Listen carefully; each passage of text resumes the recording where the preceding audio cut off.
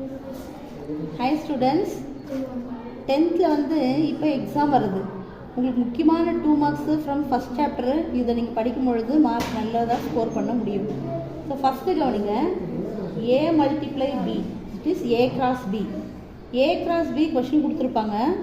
3,2, 3,4, 5,2, 5,4. Find A and B. Find A and B.